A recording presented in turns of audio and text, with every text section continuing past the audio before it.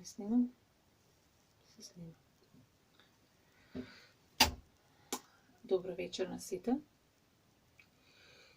Ке ми извинат некои на мов изглед како наводителка од некоја телевизија. Меѓутоа, се стредив убаво фино, за да можам она што ќе го кажам, да го кажам во добра форма. Нели? Закусана. Имав, јас, за оние кои што не знаат, јас сум Снежана Кузмановска, која што правам рачна изработка на кутии, или тоа е мојата професија.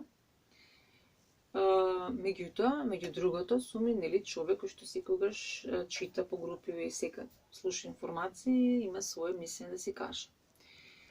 И на тој начин, шетајки по тоа групите на Facebook, во една интересна група, сретнав еден неинтересен коментар, кој што во истата група во која што нели сме заедно и сите искажавме нели свој коментар, своје мислење за тоа. И предложив да се даде тоа што го коментира, да се даде во некој медиум.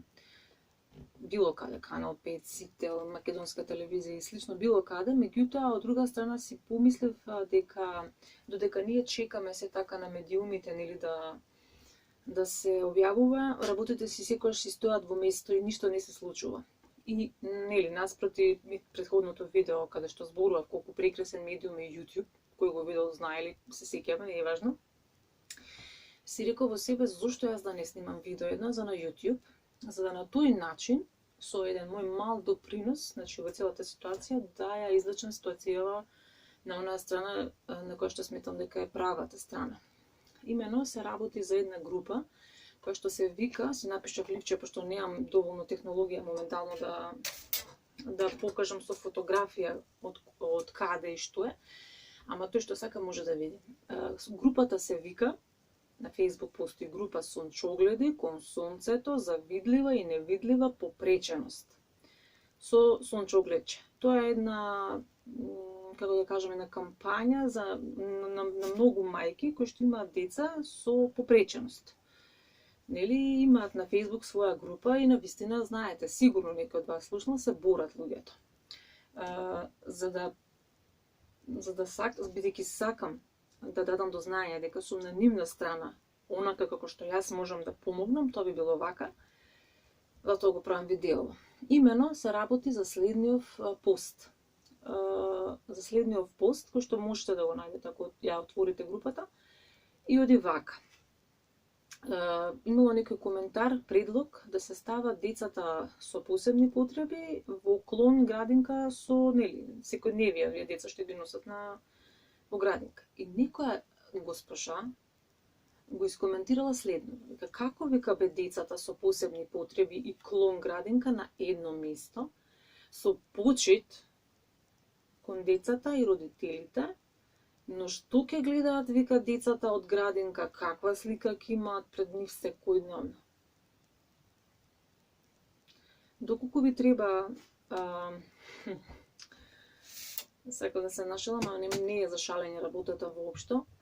Имаше многу коментари кои што навистина и коментираат на девојката дека доколку ти би имала дете со посебни потреби, би сватила колку ти е груб и одвратен овој коментар и колку нема ни минимум основно човечко чувство тоа што си го кажала и нема основна, значи емпатија која што секој човек би требало да ја поседува како културно, значи една нишка на неговата личност, а не па за повеќе.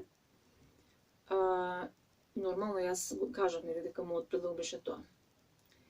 И сакам и предлогот, односно мислењето моје беше дека има многу луѓе што го размислуваат ова исто како оваа господја. Значи, нивната мислење е дека лицата со посебни потреби се луѓе кои што всушност не се луѓе и кои што е најдобро да се отстранат од нашиот видокруг, да не постојат во нашето општество, како ние, например, не би се секојдневно згрозувале од гледката во нив.